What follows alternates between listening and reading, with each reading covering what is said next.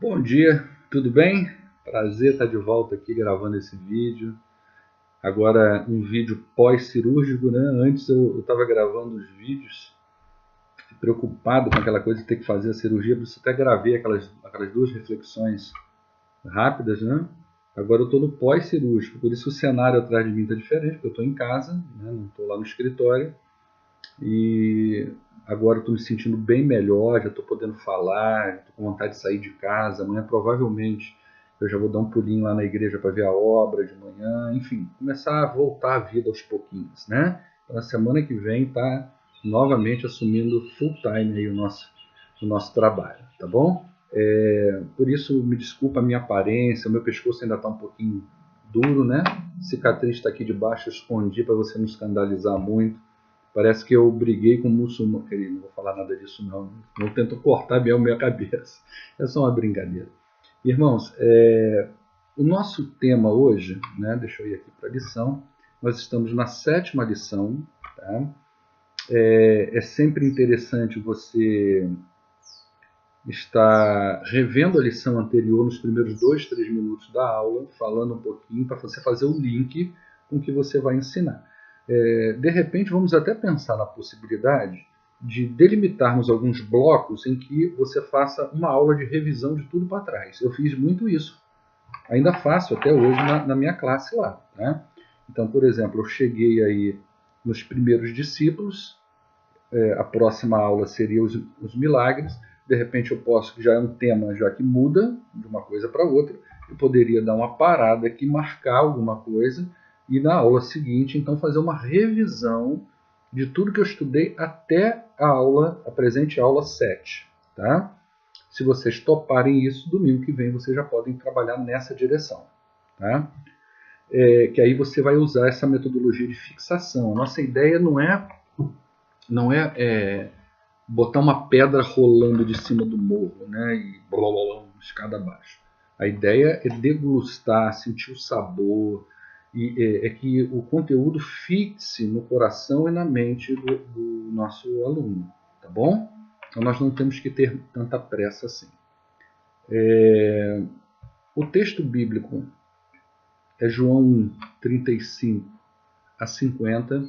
Uma outra coisa muito importante é que você desenvolva o hábito, primeiro, de você ler os textos bíblicos, tanto o texto bíblico básico como as referências que existem no rodapé da lição e aqueles que são dentro da própria lição.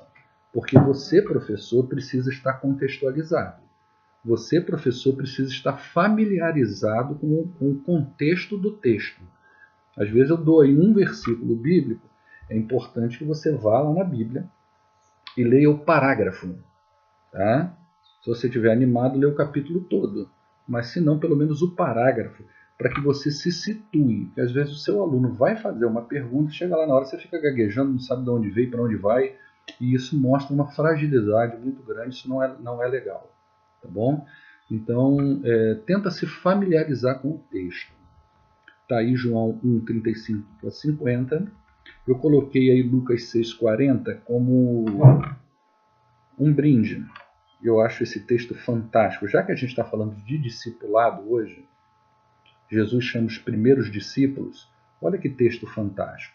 O discípulo não está acima do seu mestre, mas todo aquele que for bem preparado vai ser como o seu mestre. Tá? Então, o discípulo precisa ter uma boa preparação, uma boa educação espiritual, um bom conhecimento do seu mestre e do que seu mestre ensina, para que ele esteja bem preparado, porque posteriormente ele vai assumir essa função. Né? Jesus não disse que nós faríamos coisas muito maiores do que aquelas que ele fez? Olha como que a igreja dele cresceu muito mais. O ministério de Jesus era reduzido, as terras ali muito próximas da realidade dele. Nós alcançamos muito mais pessoas do que o próprio Jesus alcançou no seu ministério terreno. Né? Hoje ele alcança as pessoas através da sua igreja, que somos nós. Então, o aluno tem que estar muito bem preparado. E para o aluno estar bem preparado, o professor precisa também estar bem preparado. Tá bom? Outra coisa é criar o hábito de, talvez nem todos os textos, mas alguns textos que você, depois da sua meditação e leitura bíblica, entendeu que aquele texto ali tem algo importante que o próprio Deus, o próprio Espírito Santo falou com você, então você vai pedir para que ele seja lido dentro da sala de aula, porque é escola bíblica dominical. Então nós não podemos ausentar a Bíblia da sala de aula. Tá? Muito mais forte do que o meu e o seu ensino é o ensino que vem diretamente da palavra de Deus. Ela é suficiente por si só para poder fazer alguma diferença no coração do aluno. Ok? Então vamos lá. Então veja bem, a gente está aí naquele momento pós-identificação de Jesus como Cordeiro de Deus. Né? Então, depois desse batismo, depois dessa identificação, que João Batista fala essas coisas, Jesus agora vai iniciar o seu ministério público. Né? Até esse momento, ele não havia ainda anunciado à comunidade de Israel os seus propósitos redentores, o propósito redentor de Deus através da vida dele. Agora, nós vamos refletir sobre o chamado dos primeiros discípulos, aquelas pessoas que vão acompanhar Jesus nesse ministério terreno dele, e como é que é essa relação, como é que é esse chamado, o que é que precisa haver nesse discípulo, porque isso diz muito da gente hoje.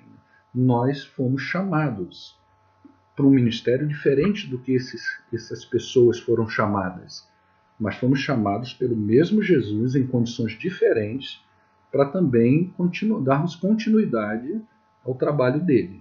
E somos preparados por ele. Tá? Então, a primeira coisa no discipulado é entender o próprio termo. Né? Então, João Batista estava com 2 discípulos no verso 35 e 36. Ele olha para Jesus, olha, lá está o Cordeiro de Deus. No verso 41, ele chama outro discípulo, e no verso 49, ele chama outro discípulo. No Novo Testamento, discípulo é a tradução de uma palavra grega que quer dizer aprendiz, pupilo, aluno. Então está muito ligado a isso no Novo Testamento. Aquele que aprende, que está sendo formado para alguma coisa. Um pupilo, um aluno. Tá? A gente tem exemplos na Bíblia de discipulado. Por exemplo, quem discipulou Timóteo? O apóstolo Paulo.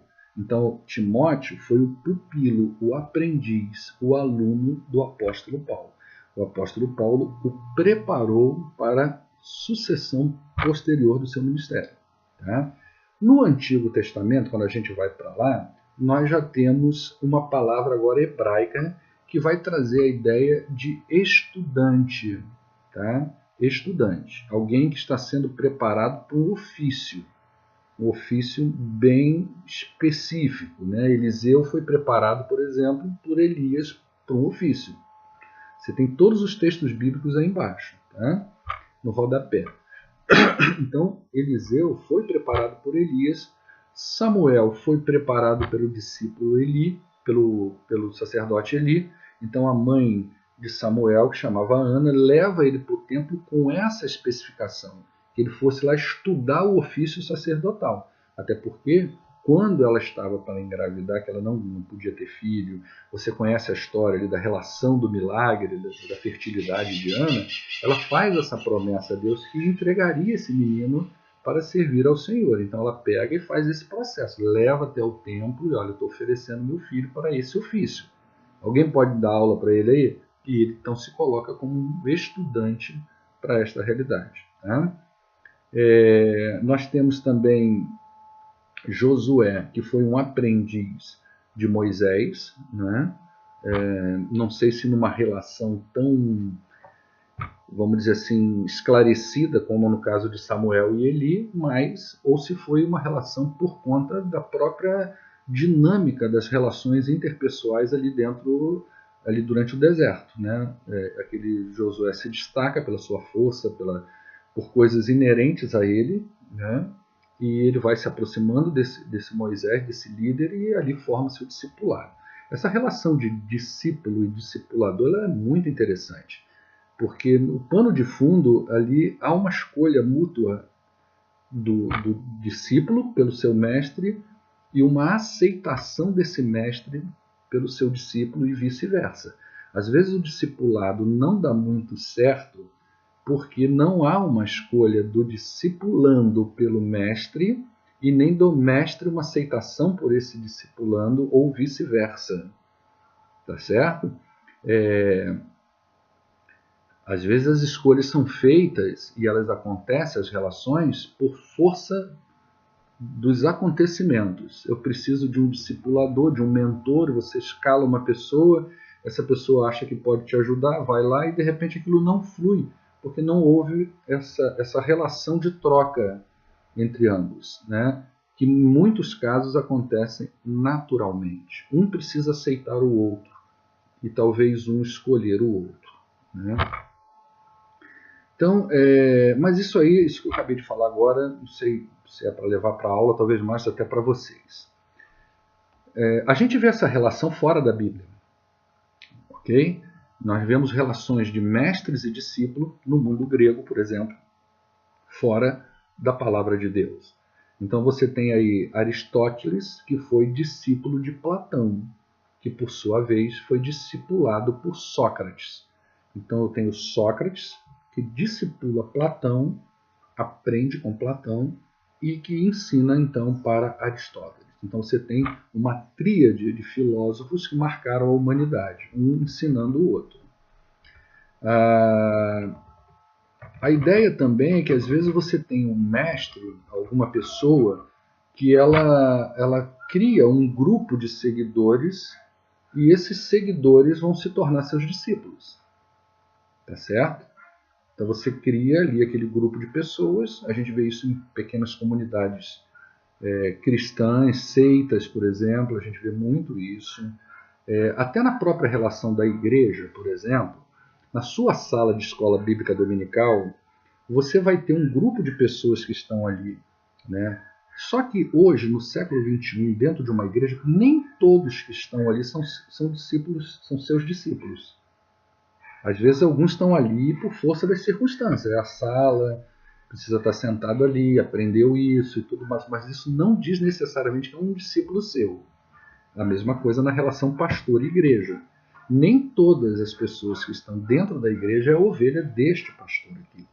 Elas estão ali, elas precisam de uma comunidade para servir. Algumas nem parte do corpo são. Elas são acessórios. Eu tenho aqui a minha mão, aprendi isso com a minha esposa, achei muito interessante. Você tem aqui a sua mão, se eu tirar o meu dedo aqui, cortar ele, ele vai me fazer falta e vai doer.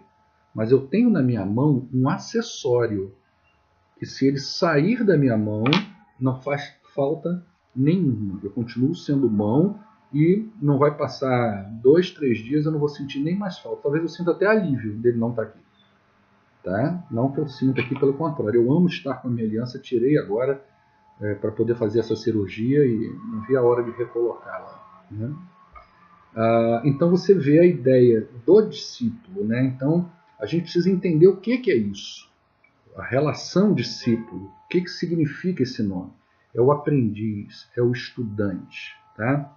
Outro fato na relação do discípulo e do discipulador, desculpa o movimento, mas de vez em quando eu preciso fazê-lo, né? É que as expectativas que são nutridas nessa relação. Ambos criam expectativas. Não é um lado só.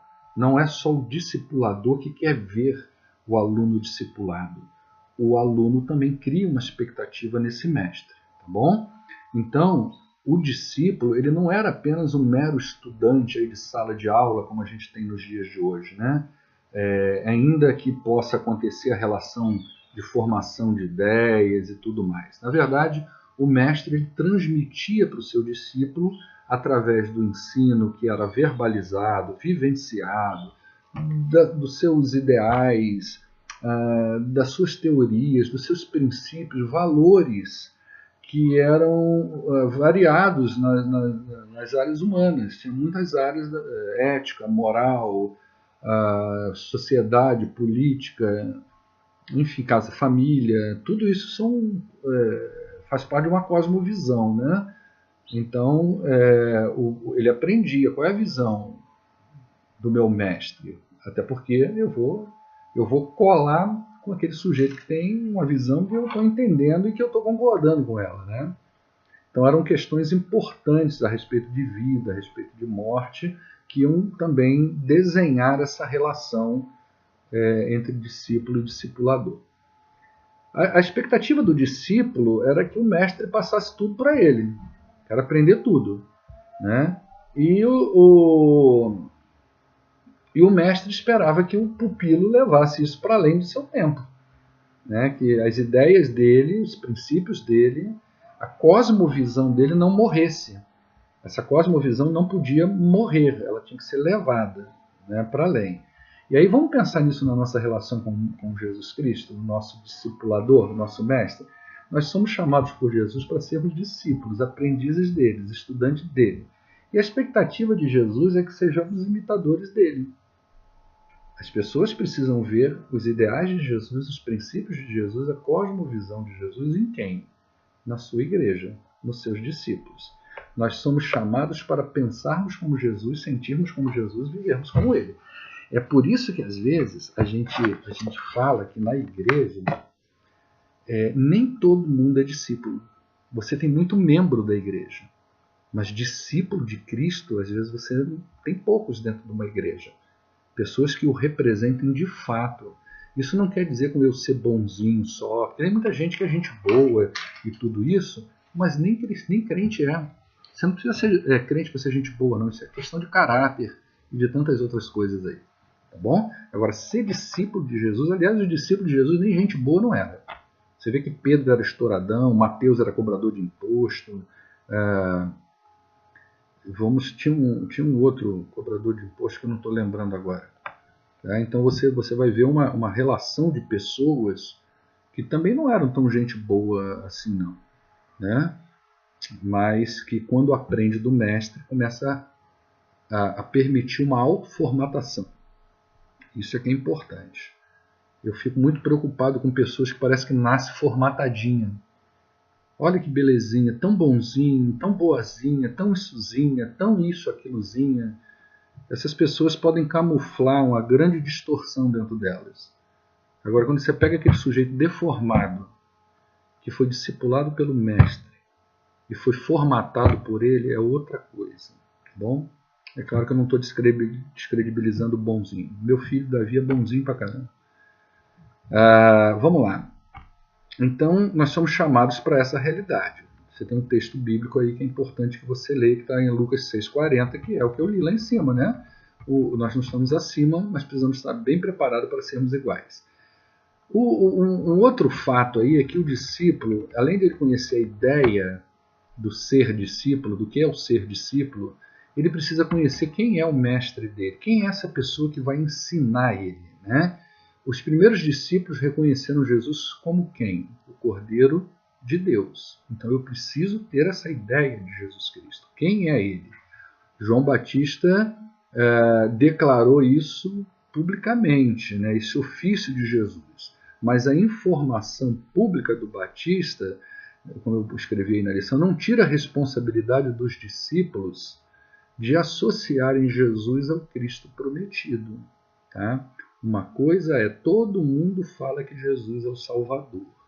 A questão é como você entende isso pessoalmente, enquanto discípulo, e o quanto disso você aplica na sua vida. Todo mundo fala que Jesus é Senhor. Agora, cá para nós que somos veteranos de igreja, professores de escola bíblica, você acha que o senhorio de Cristo de fato é exercido na vida dos seus alunos por completo? A gente vai ver uma falha muito grande nisso, né? Daí a Bíblia diz que nem todo aquele que diz Senhor, Senhor, herdará o reino dos céus. Nem todo mundo que está dentro de uma igreja tem o senhorio de Cristo sobre a sua vida. Eu preciso reconhecer quem ele é. O mundo professa isso, mas isso não tira a minha responsabilidade individual como discípulo de assimilar isso à minha própria realidade de vida. Tá? Seguir a Jesus sem saber de fato quem ele é pode fazer de uma pessoa um seguidor sem raiz. Né? Eu vou à igreja, mas eu não tenho raiz, eu não tenho fundamento, eu não tenho segurança em Jesus Cristo. Tá? A pergunta que poderia ser feita agora é a seguinte: como é que você entende Jesus? Ele é o Filho de Deus. Mas a confirmação da sua resposta pode estar relacionada ao seu modo de vida. Conhecer a Jesus faz com que tenhamos plena segurança e confiança em segui-lo, mesmo quando tudo parece estar na contramão dos nossos desejos e das nossas vontades. Por que é importante? Porque se está contra o que eu penso, e contra o que eu desejo, e contra o que eu tenho vontade, eu me submeto porque eu sei que ele está no controle da vida, ele está no controle do barco. Então, quando ele vai chamando o pessoal, vem, me segue, a Bíblia diz que prontamente as pessoas seguiram, né? Uma coisa mágica. Tá? Mas ali, o que faz um pai de família que vive da pesca, que está durante o seu dia de trabalho, abrir mão de si mesmo para seguir a Jesus, nem sabendo para onde está indo, nós estamos falando de uma confiança, nós estamos falando de uma pessoa que entendeu que quem estava chamando ele era alguém que veio da parte de Deus, era o próprio Cordeiro de Deus, era o Messias prometido. Isso fez com que esses homens tivessem uma mudança radical na sua forma de pensar e nas suas atitudes. Então, eu vou largar, isso aqui não faz mais sentido para mim. O que faz sentido para mim agora é seguir a Jesus Cristo. Esse chamado, ele acontece muito em liderança. Ele acontece muito em ministério pastoral. Me faz lembrar quando Deus me chamou para o ministério. Eu tinha muitos projetos sobre a mesa, que já estavam alguns até em andamento. E a gente olha para a mesa e simplesmente diz, eu preciso abandonar tudo isso. Às vezes essas coisas nem saem todas de dentro da gente, né? Mas a gente entende, nós precisamos abandonar isso. E eu digo isso com muita tranquilidade, não sai de dentro da gente, que quando Jesus morreu ali na cruz do Calvário, antes de ter aquela coisa de ver ele assunto aos céus, eu acho que foi antes, né? Preciso até dar uma olhadinha. Depois que Jesus morreu, o que Pedro fez? Ele foi pescar. Ele voltou às suas raízes. Né? Por que não tinha saído totalmente de dentro dele, né? Mas a obediência nos faz abrir mão dos nossos sonhos quando a gente sabe quem ele é. Isso é importante para o discípulo de Jesus, saber quem ele é.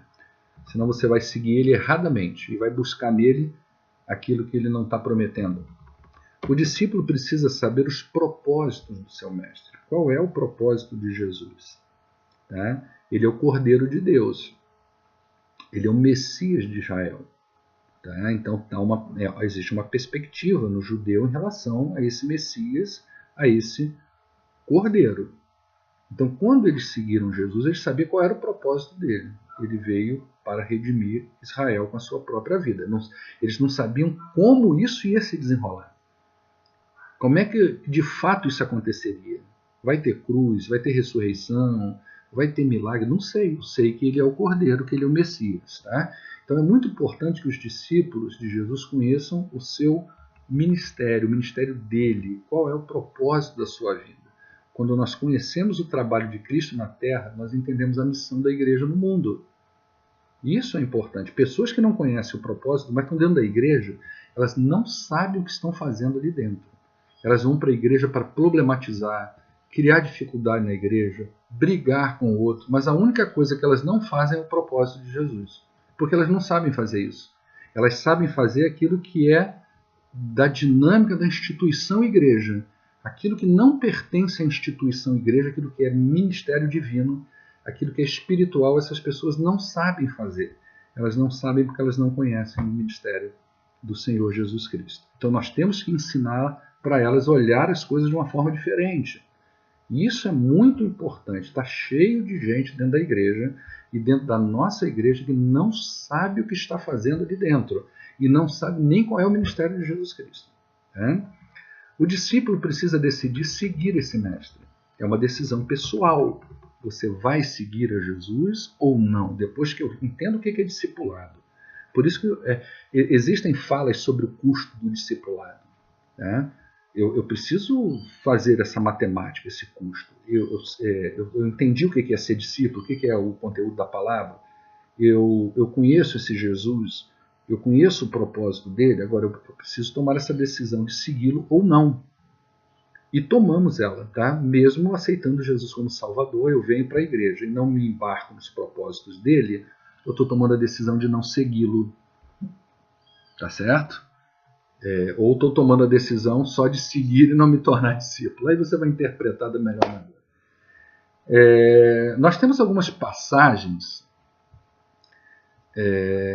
no texto de João e até em outros, que mostram como Jesus chamou os primeiros discípulos e a resposta que esses homens deram. É perceptível a forma clara e objetiva como eles responderam à convocação de Jesus. Aí no verso 37, os 2 discípulos, quando detectaram, logo decidiu seguir. Né?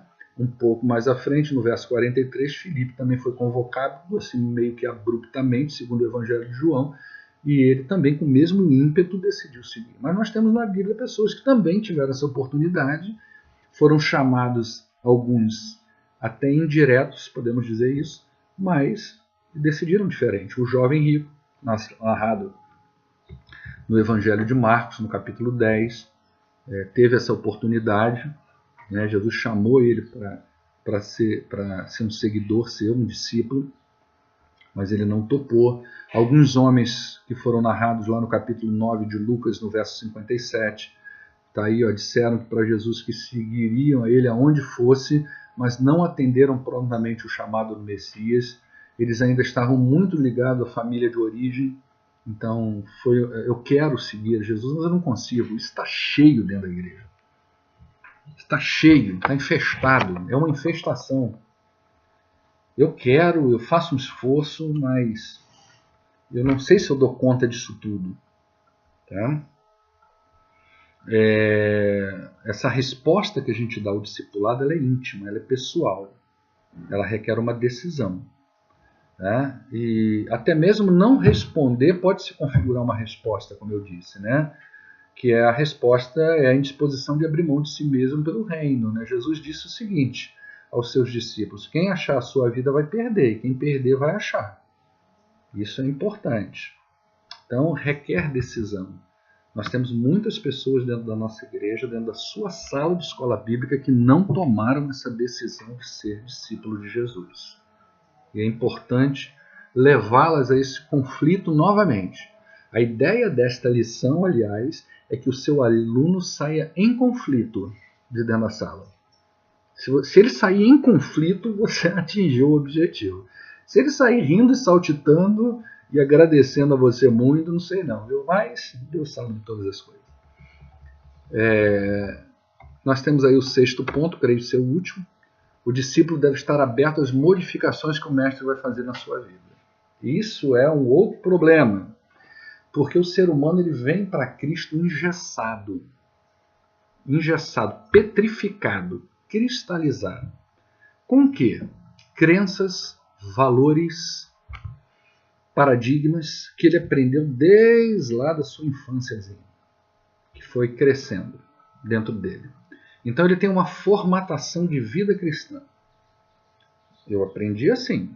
Nós temos isso dentro da igreja. Você vê pessoas dentro da igreja antiga, por exemplo, que são turronas, não abrem mão das coisas. Você fala uma coisinha para ela, ela interpreta como uma coisa catastrófica, sai da igreja. Pessoas que sentam fixamente no mesmo banco, o dia que você pede para sentar um banco à frente, cria um problema com você enorme, sai da igreja, fica de bico. São pessoas extremamente calcificadas, engessadas, cristalizadas. Para ser discípulo de Jesus, nós temos que estar aberto a mudanças, porque ele vai mudar alguma coisa. Então a primeira coisa que ele faz com Pedro é mudar logo ele. A partir de agora seu nome vai ser Cefas, pedra. Ah não, Jesus não quer mudar de nome não. Faz comigo, nós não vou te seguir não. Isso aqui já não serve mais para mim. Esse professor de escola bíblica não serve mais para mim. Esse pastor não serve mais para mim. Essa classe de escola bíblica não serve. Eu vou mudar de classe agora. Eu vou para a classe lá de baixo. Ou eu vou para a classe do pastor. Ou eu vou para a classe do Wesley. Ou eu vou para a classe da Berenice, porque lá vai ser melhor. Chega lá, ouve uma outra, que agora eu vou mudar de classe de novo. Tem uma coisa errada aí. Tá certo? Tem que ter mudança de vida, tem que ter quebrantamento para ser discípulo de Jesus Cristo. Depois ele vai transformar aquelas pessoas que eram pescadores de peixe em pescadores de homens. O que se percebe nessa frase é que, além de Jesus apresentar o seu interesse pelo ser humano, ele também aponta o nosso ministério enquanto discípulo de Jesus. Fomos pescados por ele para pescar outros para ele. Somos transformados por ele para levarmos transformação a outros. Ok? Para que isso aconteça, precisa haver mudança em mim. Essa coisa de vir do jeito que eu sou, nós vamos nos tornar como muitas pessoas dentro da nossa própria igreja que não aceitam nada a não ser aquilo que elas querem, que a visão delas estão engessadas num único paradigma. Tem uma visão de mundo, tem uma coisa dentro da sua cabeça que tem que ser assim e assim, e nada faz com que aquilo mude, porque são pessoas que não estão abertas a nenhum tipo de modificação. Até quando elas dizem que estão abertas para modificação, essa abertura é para confirmar para elas que não há modificação. Então vamos ver se vai dar certo. Tá bom, não, eu aceito, fala aí. Como é que é? Eu vou tentar, mas ela tenta no sentido de confirmar de que mesmo tentando não vai mudar. É uma sabotagem de si mesmo. Tá psicológico demais esse trecho, né? Mas é isso mesmo. O discípulo de Jesus precisa estar aberto às mudanças que ele vai fazer. Né? Então, o discípulo ele precisa estar alinhado com o mestre. E para que haja esse alinhamento com Jesus, nós vamos precisar de mudança. Porque nós estamos desalinhados. A gente vem para Cristo desalinhado e demora a alinhar. Tem gente que vai passar a vida alinhando. Tem gente que não vai alinhar nunca. É uma doideira. O seguidor de Jesus, que não está preparado para mudanças, ele vai se sentir frustrado na sua caminhada cristã. Porque ele vai continuar com uma visão de mundo influenciada pelo pecado e vai ter deficiência na execução daquilo que Jesus tem para a vida dele. Tá? Isso vai dificultar ele acompanhar Jesus. Isso vai dificultar ele entender as intenções de Jesus pela humanidade. Pra você ter uma ideia, não, deixa isso para lá, sem necessidade. Agora eu estou muito, estou peneirando, como é que é? Avaliando para ver as necessidades. Tem coisa que a gente não é problemática de falar, mas desnecessárias. Eu estou tentando filtrar essas coisas. Um dia eu vou aprender. Concluindo, Jesus nunca disse que seguir ele seria fácil, né? Pelo contrário, ele é difícil. E eu fico imaginando quantas pessoas ouvindo Jesus falar lá e, poxa, eu quero seguir Jesus, quero andar com ele. Mas na hora que começava a andar, via que é difícil demais. Eu já ouvi muitas pessoas dizerem que amam a mensagem do Evangelho, amam a mensagem da Bíblia, gostam de uma igreja, mas que acham esse negócio difícil demais. Acham difícil demais esse negócio. Então realmente tem uma dificuldade. Quem está dentro da igreja vê que essa dificuldade é muito maior do que essas pessoas, porque eles estão vendo superficialmente, eles não estão entendendo muito bem ainda. Porque quando eles falam difícil, é difícil largar o mundo, é difícil parar de beber, parar de fumar, parar de fazer sexo antes do casamento, tá? Mas quem está na vida cristã vê que a dificuldade é muito mais profunda, é abrir mão de si mesmo para seguir a Jesus, tá bom? E aí tem um texto bíblico que vai dizer um pouquinho dessa recompensa, né, de se seguir a Jesus. Há recompensa, há ganhos nisso, e esses ganhos precisam ser evidenciados, não é só perda, não são só perdas, existem ganhos e os ganhos são infinitamente maior do que as perdas. Tá bom? Então medita nessas palavras, dá uma relida, lê os textos bíblicos e você vai ver que essa lição é ótima, ela é bacana e mais, ela é necessária para a nossa igreja. Tá bom? Tem uma música que você pode cantar com a sua classe. No serviço do meu rei eu sou feliz. Não sou bom nisso, né, irmãos? Tá bom? Deus abençoe você, professor. Paz no seu coração, que essa aula seja uma bênção para a sua vida e que os nossos alunos e a nossa igreja cresça com tudo isso. Um abração, Deus abençoe.